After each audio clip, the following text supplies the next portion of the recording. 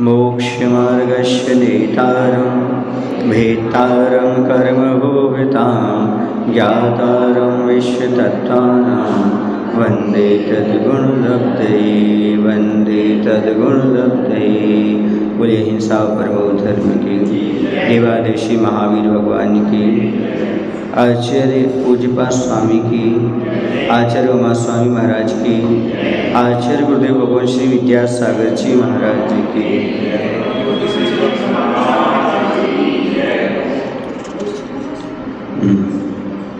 कल 16वां सूत्र पढ़ा था मैंने और ये पढ़ करके आए थे कि जो प्रदीप के समान दीपक के समान जीव के प्रदेशों का संकोच और विस्तार होने के कारण लोकाकाश के असंख्य भागादिक में जीवों का अवगाह बन जाता है। ये पढ़ करके आए थे। यहाँ पर एक प्रश्न उठता है कि ये संकोच और विस्तार कैसे होता है, यह जीव का स्वभाव कैसे होता है, ये जीव का स्वभाव कैसे हुआ संकोच और विस्तार। देखो, ये जो संकोच और विस्तार जीव का स्वभाव होता है, क्योंकि संसारी जीव का स्वभाव लेना, किसका स्वभाव लेना है? संसारी जीव का स्वभाव लेना है। इसे संसारी जीव किसे कहते हैं? जो कर्म बंध से सहित है।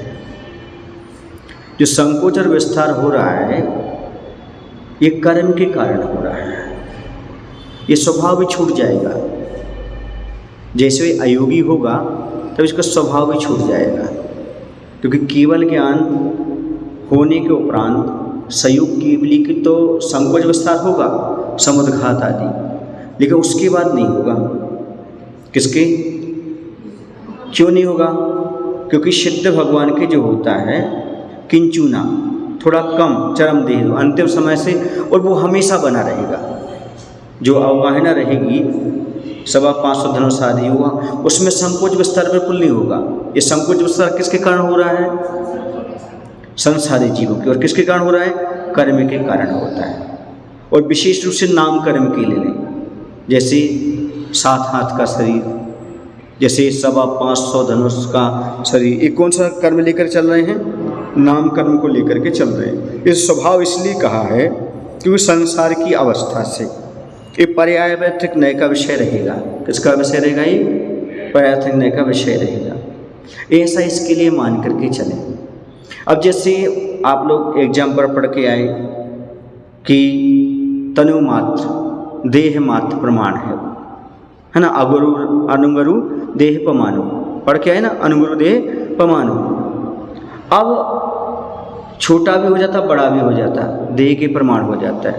चींटी में गया सो हाथी में गया तो अब इतनी आपको मालूम, आप अपने ऊपर घटित करो। जब आप बच्चे थे कितना छोटा था, कितना छोटा था, और थोड़े बड़े हुए अब 5 फुट से ऊपर हो गया। पहले कितना था? 1 फुट का भी नहीं था। बोलो ना, घर में आया बड़ा बड़ा बड़ा बड़ा।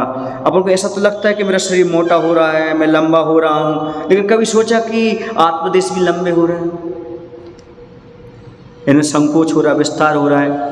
जैसे दुबले हो रहे हैं तो संकोच हो रहा है, क्योंकि उसके साथ आत्मदेश का भी तो संकोच विस्तार हो रहा है कि अकेली चमड़ी बनती जा रही है आपकी। जहाँ जहाँ वो बढ़ेगा वहाँ वहाँ आपके आत्मदेशों का संकोच भी होगा, विस्तार भी होगा।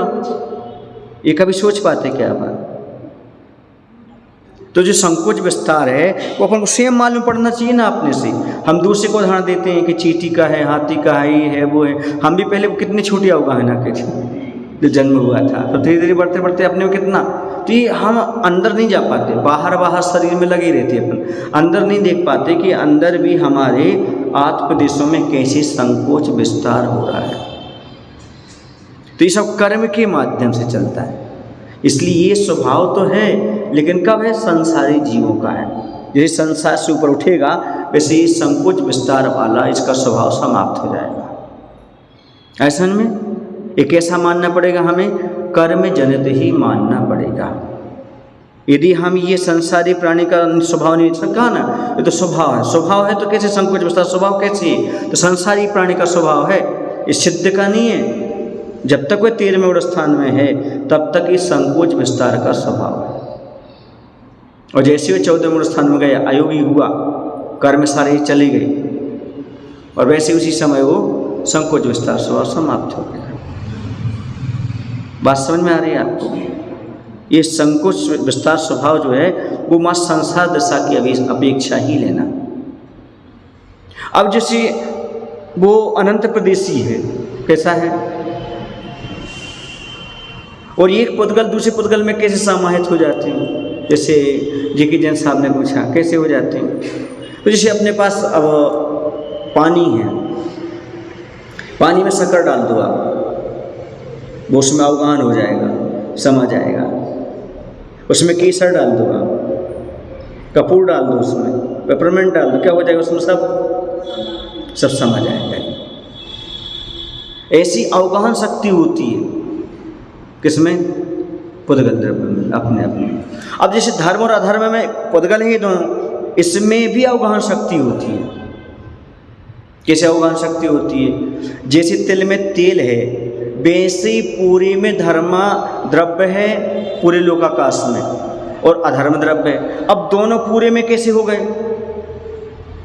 आप कोई चीज़ जाकर के रखोगी तो दूसरी चीज़ का उसके ऊपर रख पाओगे क्या? उसी स्पेस में रख पाओगे क्या? उतने स्पेस में, उतने छोटा बड़ा हो जाएगा वो। लेकिन जितने में धर्म द्रव्य है उतने में अधर्म द्रव्य है। जैसे तिल में तेल है, ऐसा व्याप्त होकर रह रहा है, मतलब एक दूसरे के साथ अवगाहन भी है लेकिन एक दूसरे को बाधा नहीं पहुंचा रहे वो, एक दूसरे को परिणमन भी नहीं हो रहे वो। धर्म द्रव्य अधर्म द्रव्य परिणमन हो जाए ऐसा सवाल ही नहीं उठता। तो एक दूसरे में वो परिणमन भी नहीं कर रहे और एक दूसरे को अवगाहन कह करके भी आपस में रह रहे। ये विशेषता द्रव्यों के पास है। समझ पा रहे हैं आप? अब जैसे अपन देखें तो जो सूक्ष्म निगोदीय जीव होता है, गणांगुल का असंख्यात भाग वह घेरता है, क्योंकि उसकी इतनी उसकी वो है क्या, अवगाहना है। सबसे छोटी अवगाहना है और सबसे बड़ी अवगाहना कितनी है? 525 धनुष कितनी है? तो उसमें भी असंख्यात प्रदेश घेर रहा है और इसमें भी असंख्यात भाग, इसमें भी है असंख्यात भाग, उसमें भी ले रहा है। अब कैसे ले रहा है वो? है कितना गणांग, हमारी आंखों से भी नहीं दिख रहा वो। किसे नहीं दिख रहा?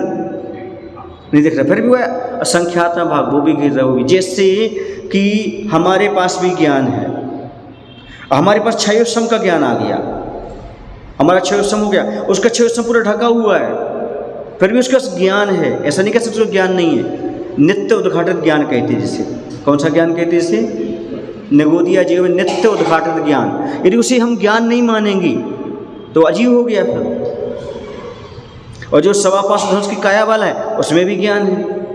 अब उसका क्षयोत्सम बढ़ गया, ये बात अलग है, पर ज्ञान के अभाव में तो जीव ठहर ही नहीं सकता।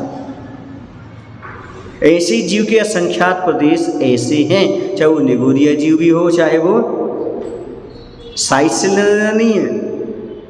जैसे ज्ञान है उसमें भी नित्य उद्घाटित ज्ञान है, जैसे हमारे पास वो ज्ञान है, वो ज्ञान धारा तो सबके पास रहे। ऐसी असंख्यात भाग ही कर रखते। अब आगे चलते आया समझ में? कुछ चीज़ें ऐसी हैं जो हम लोग रखते हैं वो युत सिद्ध हो जाती हैं। ये सारी चीज़ें अयुत सिद्ध हैं। अयुत सिद्ध माने जिसमें किसी ने कोई मिलाया नहीं, स्वतः ही वो है। धर्म द्रव्य को कृष्ण डाला, अधर्म द्रव्य को कृष्ण डाला, किसी ने नहीं, ये सब अवस्थित है। अब जी आकाश आदि किस पर स्थित हैं? स्वयं पर स्थित हैं वो। किस कौन थामे हुए सबको? पृथ्वी को नहीं, ये सब स्वप्रतिष्ठित है, इसमें कोई करने वाला नहीं है। आया समझ में?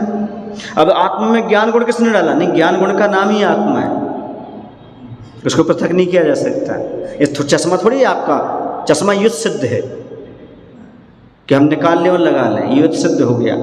लेकिन आयुष सिद्ध कैसा है? जो पुरुष के द्वारा बनाया किया हुआ, किसी के द्वारा नहीं, स्वतः है। आया समझ में? इसलिए ये अपने आप में स्वप्रतिष्ठित, इसमें किसी का कोई हस्तक्षेप नहीं है। अब कल कहा था कि सब द्रव्य परस्पर प्रविष्ट हैं, एक दूसरे को अवकाश देते हैं, सारे द्रव्य, और सदा मिलकर रहे हैं, तो भी अपने स्वभाव को नहीं छोड़ते हो, अपने स्वभाव को नहीं छोड़ रहे हो, सबके साथ रहे, मिल रहे सब कुछ, लेकिन अपना स्वभाव उनका नहीं जाने वाला। ये मुख्य है। यदि ऐसा है तो धर्मादिक द्रव्यों का स्वभाव भेद कहना चाहिए, इसलिए आगे का सूत्र कहते हैं। सूत्र नंबर 17 है, प्रश्न नंबर 214 है। गते स्थितोपग्रहो धर्माधर्मयोरुपकारः। गति और स्थिति में निमित्त होना, यह क्रम से धर्म और अधर्म द्रव्य का उपकार है। क्या कह रहे हैं? ठहरने में सहयोगी होना अधर्म द्रव्य का उपकार है, और चलने में सहयोगी होना धर्म द्रव्य का। एक स्थान से दूसरे स्थान के प्राप्त कराने में जो कारण है उसे गति कहती है। स्थिति का स्वरूप इसका उल्टा है, माने जहाँ एक स्थान दूसरा ना जाए, रुके। उपग्रह शब्द उपकार का पर्यायवाची है, जिसकी व्युत्पत्ति उपगृहते है। गति और स्थिति इन दोनों में द्वंद्व समास है, गति और स्थिति ही उपग्रह है, इसलिए गतिस्थ उपग्रहो इस सूत्र वचन कहा। धर्म धर्मयोग, यह कर्ता अर्थ में षष्ठी निर्देश है। उपकार की व्युत्पत्ति उपक्रियते है। शंका, यह उपकार क्या है? समाधान, गति उपग्रह और स्थिति उपग्रह यही उपकार है। शंका, यदि ऐसा है तो द्विवचन का दृश्य प्राप्त होता है। समाधान, यह कोई दोष नहीं है, क्योंकि सामान्य से ग्रहण किया गया शब्द जिस संख्या को प्राप्त कर लेता है, दूसरे शब्द के संबंध होने पर भी वह उस संख्या को नहीं छोड़ता। जैसे साधु कार्यम तपस्रुति, साधु का काम क्या है? तपोश्रुत, तपस्या करना और स्वाध्याय करना। इस वाक्य में कार्यम एक वचन और तपस्रुति द्विवचन है। दो कार्य है, लेकिन कितने कार्य हैं? दो, वो है, पर कार्य तो एक वचन में आएगा। यही बात प्रकृति में जानना चाहिए। इस सूत्र का यह अभिप्राय है कि जिस प्रकार मछली के गमन में जल साधारण निमित्त है, उसी प्रकार गमन करते हुए जीव और पुद्गलों के गमन में धर्मस्तिकाय साधारण निमित्त है। समझ रहे आप? जैसे मछली तैरना चाहे तो जल सहयोगी है, वैसे ही जीव और पुद्गल चलना चाहे तो उसमें सहयोग दे देता है, हठात चलाता नहीं है, मात्र उदासीन निमित्त है। तथा जिस प्रकार घोड़ा आदि के ठहरने में पृथ्वी साधारण निमित्त है, उसी प्रकार ठहरने वाले और जीव और पुद्गलों के ठहरने में अधर्मास्तिकाय साधारण निमित्त है। शंका, सूत्र में उपग्रह वचन निरर्थक है, क्योंकि उपकार इसी से काम चल जाता है। यथा गति स्थिति धर्म और उपकारा, यह कोई दोष नहीं, क्योंकि यथाक्रम के निराकरण करने के लिए उपग्रह पद रखा है। जिस प्रकार धर्म और अधर्म के साथ गति और स्थिति का क्रम से संबंध होता है, उसी प्रकार जीव और पुद्गलों का क्रम से संबंध प्राप्त होता है। यथा धर्म द्रव्य का उपकार जीवों की गति है और अधर्म द्रव्य का उपकार पुद्गलों की स्थिति है। अतः इसका निराकरण करने के लिए सूत्र उपग्रह पद रखा। शंका, धर्म और अधर्म द्रव्य का जो उपकार है उसे आकाश का मान लेना युक्त है।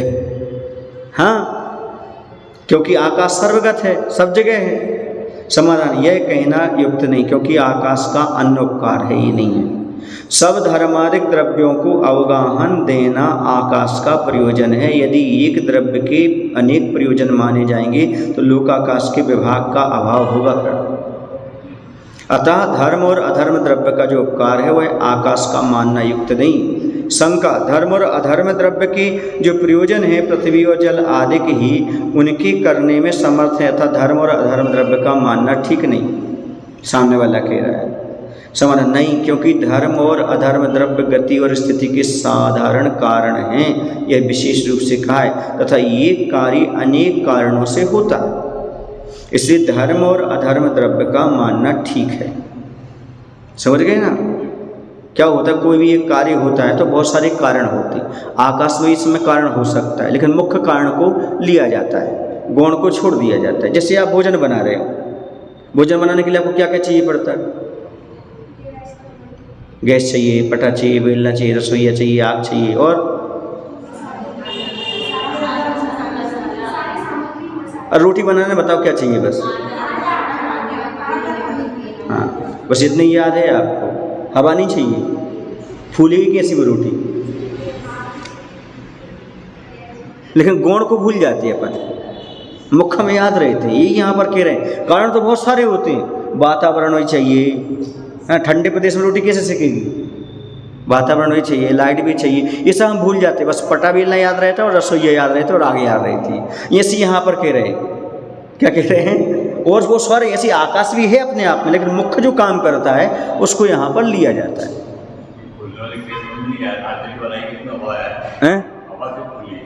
हाँ, और हवा आएगी तब तो खुली है। हाँ, तुम बताओ रोटी का मुख कहाँ होता है?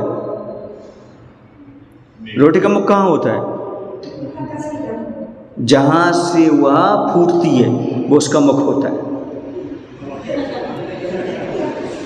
उसने हवा गई कि नहीं, उसने सहयोग दिया कि नहीं बनाने में, पर उसको हम सार भूल जाते हैं। आग बिना हवा के जल सकती है क्या?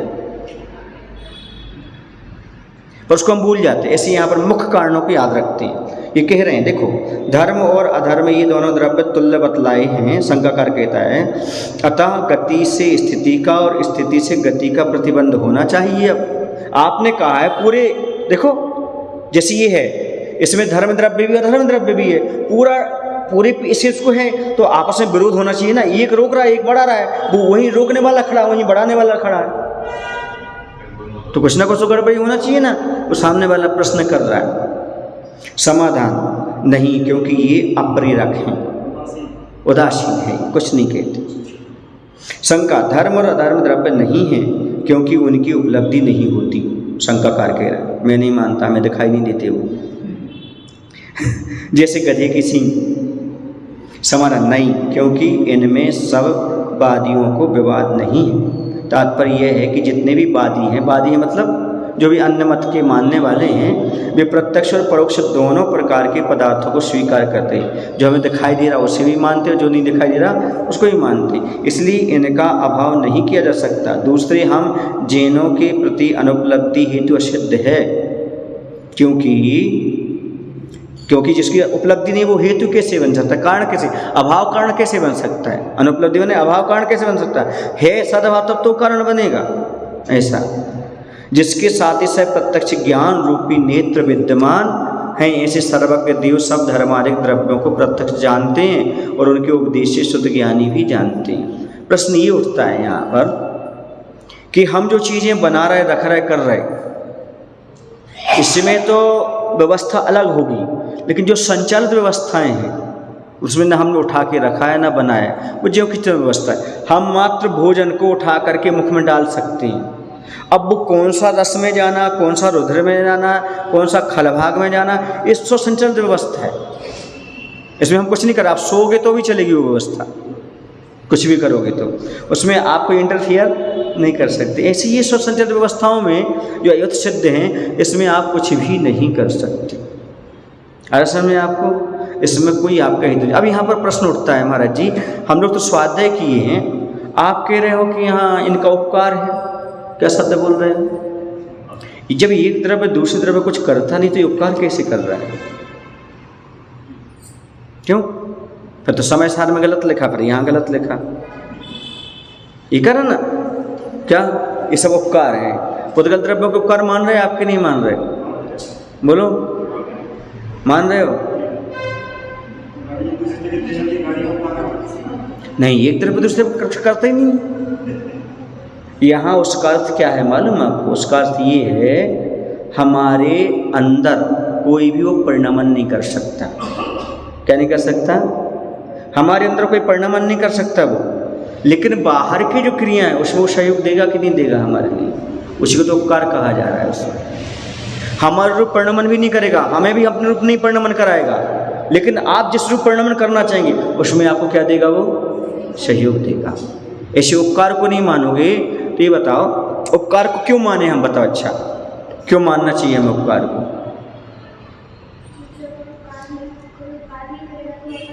नहीं, सम्य दर्शन कीजिए। यदि आप इनके उपकार को नहीं मानते तो फिर आप द्रव्य और तत्वों पर श्रद्धा नहीं करते हो। आप अरहंत भगवान ने कहा है, किसने कहा है? अरहंत भगवान ने कहा है कि जी हमारे ऊपर उपकार कर रहे हैं। क्या कर रहे हैं? उपकार। यदि आप ऐसा नहीं मानते हो तो तुम एकांत मिथ्यात्व में चले जाओगे। वो रटना मत लगाओ कि एक द्रव्य दूसरे द्रव्य को कुछ नहीं कर सकता। वो किसकी अपेक्षा है? वो आपके अंदर की द्रवणशीलता में कुछ नहीं कर सकता वो। लेकिन यदि वो गति में सहयोग दे रहा है, ये नहीं मानोगे तो फिर कैसे काम चलेगा? कुछ लोगों ने तो इतना सिद्ध कर दिया कि भगवान के पास इतनी क्षमता थी, धर्मास्तिकाय ने उनको थोड़ी रोका है, तभी रुक गए, आगे चले जाते। ऐसा भी कहने वाले एकांतवादी मिल गए। यहाँ पर जो उपकार को मानो, ये कह रहे हैं ये भगवान ने कहा है कि ये द्रव्य हमारे लिए ऐसा ऐसा उपकार करते, ये उनका स्वभाव है। यदि हम उसके स्वभाव पर श्रद्धा नहीं रखेंगे तो सात तत्वों पर श्रद्धा नहीं हुआ, सात तत्वों पर श्रद्धा नहीं हुआ तो क्यों लिए भगवान ने सात तत्व बताया, उन पर श्रद्धा नहीं हुआ तो अभी एकांत मिथ्यात्व आ जाएगा हमारे पास। इसे हमें स्वीकार करना पड़ेगा कि इनके हमारे जीवन में उपकार है। यदि शरीर का उपकार ना होता तो क्या होता? क्या आप चल फिर पाते? क्या भगवान की पूजन कर पाते? क्या साधना कर पाते? क्या बोलो? ये शरीर का उपकार ही तो है। यहाँ पर सब कुछ आप कर पा रहे हैं, और जो नहीं मान रहे हैं उनके लिए सोचने की बात है। ये उपकार कहाँ है? आ रहा समझ में? हाँ, इसलिए ये उपकार है। धर्म और अधर्म द्रव्य, क्योंकि यहाँ पर कह रहे हैं कि सब प्रकार के यहाँ पर बताया गया। यदि अतीन्द्रिय और धर्म और अधर्म द्रव्य का उपकार के संबंध में अस्तित्व स्वीकार किया जाता है तो इनके अनंतर जो अतीन्द्रिय आकाश द्रव्य कहे हैं, ऐसा कौन सा उपकार है जिसके उसका ज्ञान होता है? इसी बात को बतलाने के लिए आगे शब्द कहते हैं आकाशस्यावगाहा। हाँ, अवगाहन देना आकाश द्रव्य का लक्षण नहीं का, उपकार का है। उसका क्या है? ये उपकार कर रहा हमारे ऊपर ही। इस सूत्र में उपकार इस पद की अनुवृत्ति होती है। अवगाहन करने वाले जीव और पदगणों को अवकाश देना आकाश का उपकार जानना चाहिए। ऐसे में आपको व्यवहार से सारे जीव उपकार करते हैं। जैसे हमने अभी बताया, जीव का संकोच और विस्तार स्वभाव कैसे हुआ बताया ना? कर्म सापेक्ष हुआ। क्योंकि हम संसार में संसारी प्राणी किसी कहते कर्म से वाला हो, और कर्म के कारण ही संकोच विस्तार होता है, नाम कर्म मिलता है। तो इसलिए वह मात्र 13वें स्थान तक चलेगा। जैसे वह 14वें स्थान में जाएगा संकोच विस्तार स्वभाव समाप्त हो जाएगा। ऐसे यहाँ पर है, व्यवहार से हमें इसका उपकार मानना पड़ेगा। किसका? चाहे धर्म द्रव्य हो, चाहे अधर्म द्रव्य हो, चाहे भूतकाल द्रव्य हो, और चाहे काल द्रव्य हो, और चाहे आकाश द्रव्य। शंका, अवगाहन स्वभाव वाले जीव और पदगल क्रियावान हैं, इसलिए इनको अवकाश देना युक्त है। शंकाकार क्या कह रहा है कि अवगाहन स्वभाव वाले जीव और पदगल क्रियावान हैं, इसलिए इनको आकाश देना युक्त है, परंतु धर्मादिक द्रव्य निष्क्रिय हैं और नित्य संबंध वाले हैं, उनका होगा कैसे बन सकता है? समाधान नहीं, क्योंकि उपचार से इसकी सिद्धि होती है। जैसे गमन नहीं करने पर भी आकाश सर्वगत कहा जाता है, क्योंकि वह सर्वत्र पाया जाता है। इसी प्रकार यद्यपि धर्म और अधर्म द्रव्य भी अवगाह्य रूप क्रिया नहीं पाई जाती, तो भी लोकाकाश में भी सर्वत्र तो व्याप्त है, जैसे तिल में तेल। अतः वे अवगाही हैं, ऐसा उपचार कर लिया जाता है। शंका, यदि अवकाश देना आकाश का स्वभाव है तो वज्र आदिक से लोड़ा आदि का और भीत आदिक से गाय आदि का व्याघात नहीं प्राप्त होता है, क्योंकि आकाश तो रोक ले हैं। फिर गाय के ऊपर कोई दीवार गिर जाए तो उसको आघात क्यों हो जाता है? जब आकाश रोक रहा, आकाश व्यवस्था कर रहा है तो सामने वाला शंका कर रहा है, किंतु व्याघात तो देखा जाता है। इससे मालूम होता कि आकाश देना अवकाश का स्वभाव नहीं ठहरता। समाधान, यह कोई दोष नहीं है, क्योंकि वज्र और लोड़ा आदि स्थूल पदार्थ हैं, इसलिए उनका आपस में व्याघात होता है। अतः आकाश की आकाश देने रूप सामर्थ्य नहीं नष्ट हुई है। आकाश की अवगाहन शक्ति तो है ही, यहाँ जो व्याघात दिखाई देता है अवगाहन करने वाले पदार्थों का ही है। आकाश के द्वारा उसमें कुछ नहीं है, वे आपस में टकरा रहे हैं।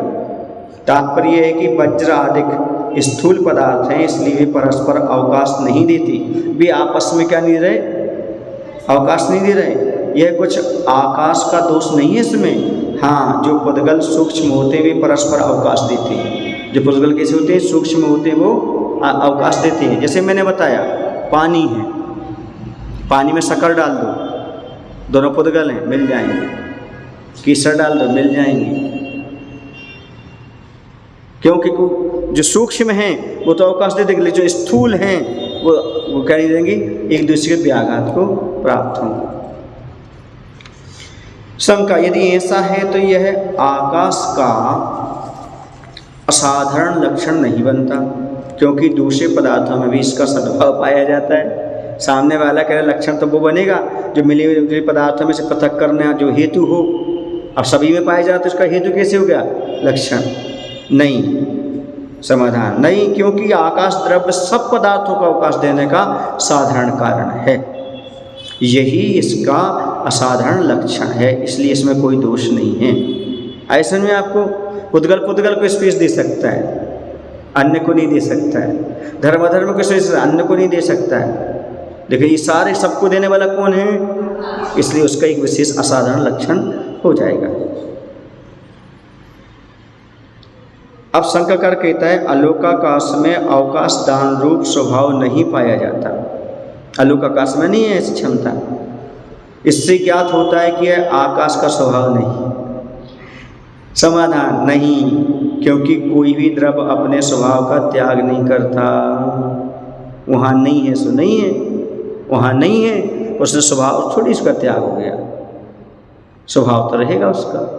वहाँ भी अवगाहन देने की क्षमता तो स्पष्ट रहेगी, और वहाँ ये चीज़ें नहीं है तो क्या कर सकते, ऐसा नहीं। हाँ, आकाश द्रव्य को अब उपकार कहा, अब उसके अनंतर कही गई पुद्गलों का क्या उपकार है, ये बात यहाँ पर कही जा रही है। यहाँ पर ये सारी बातें बता दी। क्या बता दी उन्होंने कि आकाश का क्या है, जो जीवादि सभी द्रव्यों को स्थान देता है आकाश है। यद्यपि जीव और पुद्गल भी एक दूसरे को स्थान देते हैं, किंतु उन सबका आधार आकाश ही है। जैसे ऊपर दिखने वाला आकाश नीला नीला आकाश है, ये नहीं है, यह तो पुद्गलों का संचय बादल है, ये आकाश नहीं है। ये है आकाश, ये है आकाश, इसके अंदर है आकाश, देखो ये है आकाश। आकाश वो नहीं है जो नीला नीला दिख रहा है, वो तो पुद्गल है जो आकर के बहुत सारे इकट्ठा हो गया। आकाश माने ये स्पेस है, जहाँ आप बैठे हो वो आकाश है, जहाँ आप चलते हो वो आकाश है। इसलिए आप लोगों की गति को विग्रह गति कहा गया। कौन सी गति, प्रशस्त और अप्रशस्त व्याह्य गति पढ़ के है ना, विग्रह नहीं व्याह्य गति। व्याह्य माने आकाश, कौन सी, आकाश में गति करते। विग्रह माने व्याह्य माने आकाश होता है, तो आप कहाँ गति करते हो, आकाश में। ये भी आकाश है जहाँ आप पैर उठा रहे हैं। इसे आप कहाँ चलते हो, आकाश में चलते हो। जमीन में चलने वाले रेंगने वाले होते हैं, जो रेंगते हैं ना जंतु, वो कहलाते हैं पृथ्वी पे चलने वाले। आप कहाँ चलते हो, आकाश में चलते हो। समझ गए कि व्याह्य माने आकाश। एक बाल के बराबर जो अंतर आ गया ना धरती से, वो क्या हो गया, आकाश। वो आकाश नहीं है जैन दर्शन के अनुसार, ब्लू स्काई नहीं, ये आकाश है। ऐसे में इस रात को हम तो आसमान में घूम रहे थे, ऐसे हमें अवगाहन दे रहा था, नहीं यही अवगाहन है ये। अब आगे कहते हैं पुद्गलों का क्या उपकार है। शरीर वान मना प्राणा पाना पुद्गलानाम।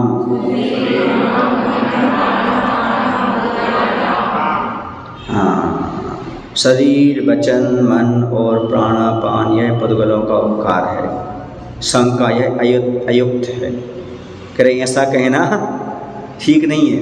प्रतिशंका, क्या युक्त है शंका, पुद्गलों का क्या उपकार है, यह प्रश्न था, पर उसके उत्तर में शरीर आदि पुद्गलमय हैं, इस प्रकार पुद्गलों का लक्षण कहा जाता है। समाधान, यह अयुक्त नहीं है, क्योंकि पुद्गलों का लक्षण आगे कहा जाएगा। यह सूत्र तो जीवों के प्रति पुद्गलों के उपकार का कथन करने के लिए आया है, अतः उपकार प्रकरण में ही यह सूत्र कहा है। औदारिक आदि 5 शरीरों का कथन पहले कराए, वे सूक्ष्म होने से इंद्रिय गोचर नहीं है, किंतु उनके उदय से जो उपचय शरीर प्राप्त होते हैं उनमें से कुछ शरीर इंद्रिय गोचर हैं और कुछ इंद्रियातीत हैं। जैसे कारमाण और तेजस शरीर दिखाई नहीं देते, है ना, लेकिन औदारिक, वैक्रिक और कारमाण और वैरक और आहारक शरीर दिखाई देता है। तो कुछ तो इंद्रियातीत हैं और कुछ इंद्रिय गोचर हैं। इन पांचों शरीर के कारणभूत जो कर्म हैं उनका भी शरीर पद के ग्रहण करने से ग्रहण हो जाता है। जो कर्म है ना, कर्म भी उसी में ग्रहण हो जाती है, जैसे कारमण शरीर कहते हैं आप। ये सब शरीर पौद्गलिक हैं, ऐसा समझकर जीवों का उपकार पुद्गल करते हैं। यह कहा है शंका, आकाश के समान कारमण शरीर का कोई आकार नहीं पाया जाता, इसलिए इसे पौद्गलिक मानना युक्त नहीं। हाँ, जो औदारिक आदिक शरीर आकार वाले हैं उनको पौद्गलिक मानना युक्त है। समाधान, यह कहना ठीक नहीं है, क्योंकि कारमन शरीर भी पौद्गलिक ही है, क्योंकि उसका फल मूर्तिमान पदार्थों के संबंध से हुआ करता है। यह तो स्पष्ट दिखाई देता है कि जल आदि के संबंध से पकने वाले धान आदि पौद्गलिक हैं, समझ गए ना, क्योंकि पानी आदि से वह पक रहे हैं। उसी प्रकार कारमन शरीर भी गुड़ और कांटे आदि मूर्तिमान पदार्थों के मिलने पर फल देते हैं। इससे ज्ञात होता है कारमन शरीर भी औदारिक है। गुड़ मिलेगा तो अच्छा लगेगा और कांटा चौगेगा तो बुरा लगेगा। ये फल देने की अपेक्षा हुई। कारमन शरीर भी पौद्गलिक है। वचन दो प्रकार का है, द्रव्य वचन और भाव वचन। इनमें से भाव वचन वीरंतराय और मति ज्ञानावरण तथा सत ज्ञानावरण कर्मों के क्षय और अंगोपांग नाम कर्म के निवृत्त से होता है। ऐसा नहीं, भाव मन कैसे होता है?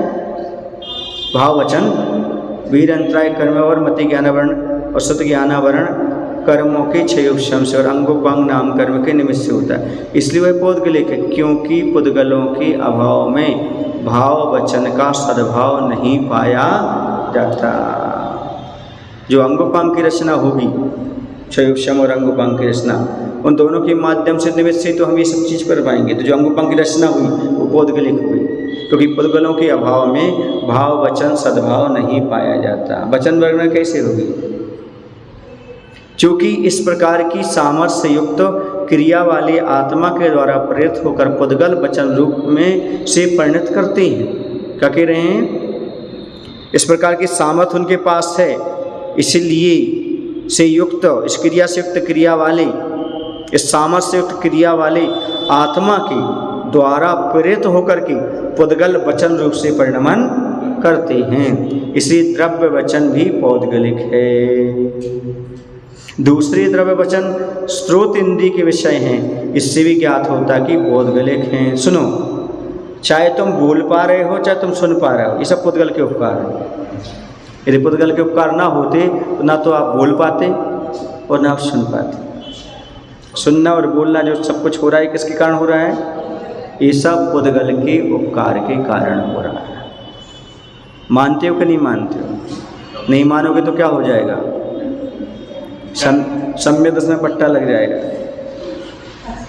क्योंकि जिनेंद्र भगवान ने कहा है ऐसा, अकेला ऐसा थोड़ी जीव तत्व पर श्रद्धा रखो, जीव तत्व पर श्रद्धा रखो, जीव के उपकार गिनाओ, पुद्गल के भी तो गिनाओ, पुद्गल पर भी तो श्रद्धा रखो, वरना आपका सम्यक दशा में पट्टा लगेगा। क्योंकि भगवान ने कहा है पुद्गल के उपकार को नहीं मानोगे, ये रटते रहोगे व्यवहार से कि भैया एक द्रव्य दूसरे द्रव्य का कर्ता नहीं है, ऐसा कहते रहोगे तो तुम्हारा व्यवहार सम्मिश्रण नहीं, और व्यवहार निश्चय कहाँ से होगा तुम्हारे पास?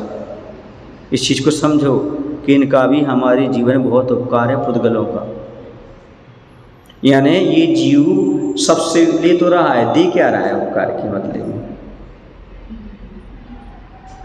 बताओ, सारे पुद्गलों का उपकार ले रहा है, ये छह का ले रहा है, दूसरे जीव का भी ले रहा है। तो छह द्रव्यों का उपकार ले रहा है, देने के नाम से ठेंगा दिखा देता है और कह देता है एक द्रव्य दूसरे पर कुछ करता नहीं है, ऐसा कह करके चला जाता है।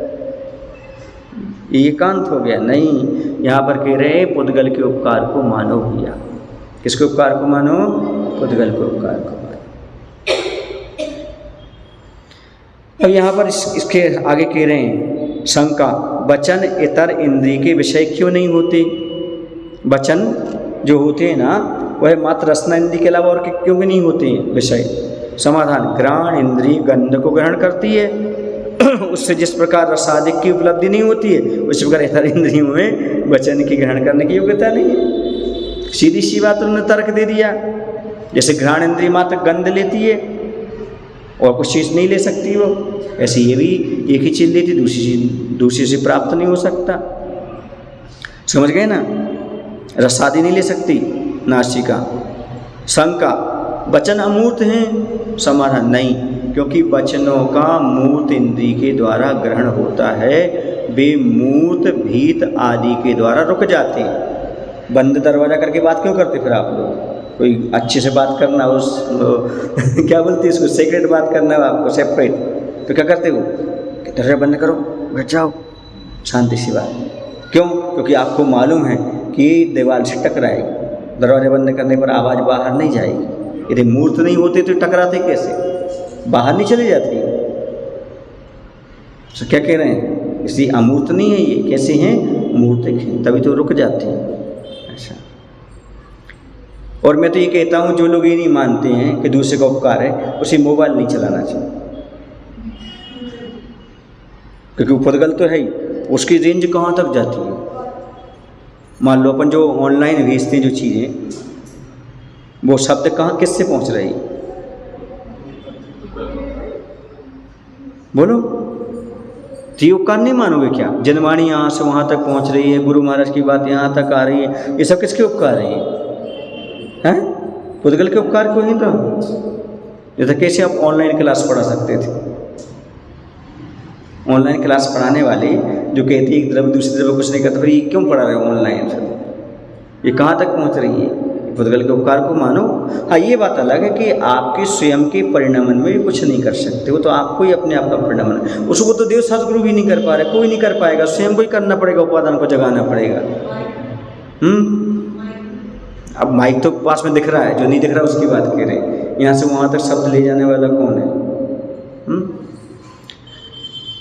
नहीं, क्योंकि वचनों का मूर्त इंद्रियों के द्वारा ग्रहण होता है, विमूर्त भीत माने दीवाल आदि के द्वारा रुक जाते हैं, प्रतिकूल वायु आदि के द्वारा उनका व्याघात देखा जाता है। यदि हवा इस तरफ चल रही हो ना तो शब्द उस तरफ नहीं जाते, कहाँ जाते शब्द? इस तरफ लौट करके शब्द इस साइड आ जाते हैं, और बाजी वहाँ बज रहे हो, आवाज़ वहाँ आती है, क्योंकि हवा उस साइड जाती है ऐसी।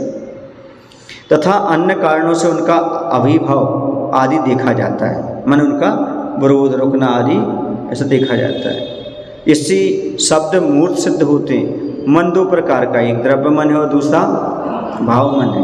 लब्धि और उपयोग लक्षण भाव मन पुद्गलों के आलम्बन से होता है, इसलिए पौद्गलिक है। क्या चाहिए इसमें? लब्धि और उपयोग चाहिए, लब्धि तो भाव इंद्रिय। हाँ, तो उसमें लब्धि और उपयोग लक्षण भाव मन पुद्गलों के आलम्बन से होता है, इसलिए पौद्गलिक है। तथा ज्ञानावरण और वीर्यंतराय कर्म के 6 शमसित तथा अंगोपांग नाम कर्म के निश्चय जो पुद्गल गुण दोष का विचार और स्मरण आदि उपयोग के सम्मुख हुई आत्मा के उपकारक हैं, वे ही मन रूप से परिणत होते हैं, अतः द्रव्य मन भी पौद्गलिक है। शंका, मन एक स्वतंत्र द्रव्य है, वह रूप आदि रूप परिणामन से रहित है और अणुमात्र है, इसलिए उसे पौद्गलिक मानना अयुक्त है। समाधान, शंका का इस प्रकार कहना अयुक्त है। खुलासा इस प्रकार है, वह मन आत्मा और इंद्रियों से संबंध या असंबद्ध, यदि असंबद्ध है तो वह आत्मा का उपकारक नहीं हो सकता और इंद्रियों की सहायता भी नहीं कर सकता। यदि संबद्ध है तो जिस प्रदेश में वह अनुमन संबद्ध है उस प्रदेश को छोड़कर इतर प्रदेशों का उपकार नहीं कर सकता। वह जहाँ जहाँ बंधा है वहीं वहीं करेगा, बाकी नहीं करेगा। शंका, अदृष्ट नाम का एक गुण है, उसके बस से वह मन अलात चक्र के समान सब प्रदेशों में घूमता रहता है। समाधान, नहीं, क्योंकि अदृष्ट नाम के गुण में इस प्रकार की सामर्थ्य नहीं पाई जाती। यतः अमूर्त और निष्क्रिय आत्मा का अदृष्ट गुण है। क्या कह रहे हैं? अमूर्त और निष्क्रिय आत्मा का अदृष्ट गुण है, अतः यह गुण भी निष्क्रिय है, इसलिए अन्यत्र क्रिया का आरंभ करने में असमर्थ है। देखा जाता है कि वायु नामक द्रव्य विशेष स्वयं क्रिया वाला और स्पर्श वाला होकर ही वनस्पति में परस्पंद का कारण होता है। यानी हलन चलन कराता है वनस्पति में। ये वृक्ष हिल रहे ना, उसके पत्ते वगैरह हिल रहे वृक्ष के, ये क्यों करा रहा है? क्योंकि स्वयं क्रियावान और स्पर्श वाला है, इसलिए। परंतु यह अदृष्ट उससे विपरीत लक्षण वाला है, इस प्रकार इसलिए यह क्रिया का हेतु नहीं हो सकता। वीर्यंत्रय और ज्ञानवर्ण के क्षयोपशम तथा अंगोपांग नाम कर्म के उदय की अपेक्षा रखने वाला आत्मा कोष्ठगत जिस वायु को बाहर निकालता है, उच्छ्वास लक्षण उस वायु को प्राण कहते हैं। अंदर से निकालेगा। तथा वही आत्मा बाहरी जिस वायु को भीतर करता है, निश्वास लक्षण उस वायु को अपान कहते हैं। पानापान हो गया, प्राण और अपान। इस प्रकार ये प्राण और अपान भी आत्मा का उपकार करते हैं, क्योंकि इनसे आत्मा जीवित रहता है। यदि शरीर ना हो, श्वास चश्मा ना हो, तो क्या तुम जिंदा रह सकते हो? व्यवहार से आप जिंदा क्यों हो? हाँ, श्वास से शरीर, इतने उपकार तो मानो। जो व्यवहार तुम्हें जीवन दे रहा है, उसको तुम कह रहे कुछ करते ही नहीं है। अनंत भगवान की वाणी को झुठला रहे हो, फिर कैसे मानोगे? अब तुम ये कहा है भैया 7 तत्वों पर 6 द्रव्यों पर श्रद्धान करो, तुम अकेले जीव द्रव्य को पकड़ के बैठ गए, कुछ पकड़ने नहीं चाहते दूसरा। कैसे श्रद्धान बैठेगा तुम्हारे? कैसे श्रद्धान बनेगा वो? कैसे सम्य दर्शन उत्पन्न होगा आपके लिए? एकांत है, जीव द्रव्य को ही पकड़ो, मना नहीं है, जीव द्रव्य को पकड़ो। अन्य पदार्थ सबसे भिन्न जीव द्रव्य, इस पर भी श्रद्धा रखो। वे बोले ये तो कहो इनके उपकार कितने, ये भी तो मानो आप। यदि इनके उपकार नहीं मानोगे तो क्या है? इसलिए तो आज का आदमी बिल्कुल कृतज्ञ हो गया है। माता पिता के उपकार नहीं मान रहा, किसी के नहीं मान रहा, स्वीकार ही नहीं करता किसी का उपकार। क्यों? स्वयं होता जगत परिणाम, मैं क्या करता। ये सूत्र अपना करके चलते। यहाँ सोचो तो, ये कह रहे इसकी बिना आपका ये सब टिकेगा कैसे? समझ में, आप लोगों को समझ में आ रहा नहीं आ रहा? आप लोगों को समझ में आ रहा है इनके उपकार नहीं आ रहे समझ में? अरे हमारे शब्द आपके कान तक पहुँच रहे कि नहीं पहुँच रहे? किसके उपकार थे वो? यदि ये शब्द जो सुनाई दे रहा है आपको, किसका उपकार है? पुद्गल का उपकार है। उसे नहीं मानोगे तो कैसे चलेगा? और मैं बोल पा रहा हूँ, ये किसका उपकार है? पुद्गल का उपकार है। जिनसे कुछ इनकी गला खराब हो रहा है पुद्गल के कारण। हाँ, शब्द नहीं निकाल पा रहे, तकलीफ होती है, भोजन नहीं गटक पाते। बोलो गलत कह रहा हूँ? तो ये सब पुद्गल के उपकार को स्वीकार करो। तो कह रहे हैं कि इस प्रकार ये प्राण और पान भी आत्मा का उपकार करते हैं, क्योंकि इनसे आत्मा जीवित रहता है। ये मन, प्राण और अपान मूर्त हैं, क्योंकि दूसरे मूर्त पदार्थों के द्वारा इनका प्रतिघात आदि देखा जाता है। जैसे प्रतिभाव भय पैदा करने वाले बिजली पात आदि के द्वारा मन का प्रतिघात होता है। जैसे बिजली दी गिरती ना, तो एकदम मन में कैसा लगने लगता है ऐसा। कुछ लोग तो चले जाते हैं।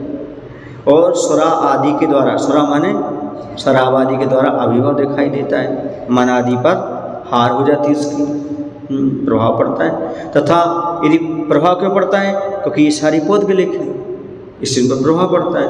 तथा हस्त, तल और वस्त्र आदि के द्वारा मुख के ढके लेने से प्राण, जैसे देखो हाथ से ढक दिया ऐसा या कपड़े से ढक दिया, तो क्या होता है? मुख के ढक लेने से प्राण और अपान का प्रतिघात उपलब्ध होता है। वरना आदमी तकिया दबा करके आदमी क्यों दबा देता? ऐसा मुंह में तकिया दबा देता तो चला जाता है, क्यों चला जाता है? और कफ के द्वारा अभिभाव होता है, कफ आदि जो रहते हैं उसके द्वारा भी क्या होता है? प्राण का घात होता है। वायु रुकती है, कफ आदि फंस जाए तो फिर घबराहट नहीं होने लगती है। यहाँ पर नासिका इसमें ऐसा। परंतु अमूर्त का मूर्त पदार्थों के द्वारा अभिघात आदि नहीं हो सकता। जबकि ऐसा है, अमूर्त का मूर्त पदार्थों के द्वारा अभिघात नहीं होता। माने चेतन कोई आत्मा है तो उसके द्वारा पुद्गल में कोई घात होने वाला नहीं है। यदि ऐसा होता तो आत्मा निकल के जाती तो फिर कहाँ से जाती? तो कमरा तोड़ना पड़ता। यदि एक आदमी अच्छी बॉक्स में रख दो वो कभी मर ही नहीं पाएगा बॉक्स में रखा रहेगा क्यों? क्योंकि वो उससे बाधित होगा।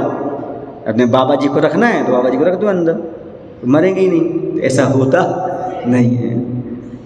तो परंतु अमूर्त का मूर्त पदार्थों के द्वारा अभिघात आदि नहीं हो सकता। इससे प्रतीत होता है कि ये सब मूर्त हैं। कैसे हैं ये? मूर्त हैं। तथा इसी से आत्मा के अस्तित्व की सिद्धि होती है। जैसे यंत्र प्रतिमा की चेष्टाएं अपने प्रयोक्ता के अस्तित्व का ज्ञान कराती हैं, उसी प्रकार प्राण और अपान आदि रूप कार्य भी क्रिया वाले आत्मा के अस्तित्व के साधक है। यंत्र प्रतिमा समझ गए?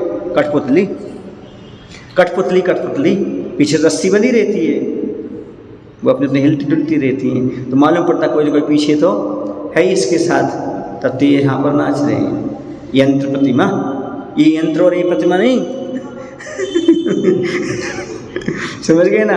यंत्र प्रतिमा की चेष्टाएं अपने प्रयोक्ता के अस्तित्व का ज्ञान कराती है। इसका कौन प्रयोग कर रहा है? कोई ना कोई तो पीछे से कर रहा है, नहीं तो तुम ये यंत्र जी और प्रतिमा जी की बात करने लगे यहाँ पर।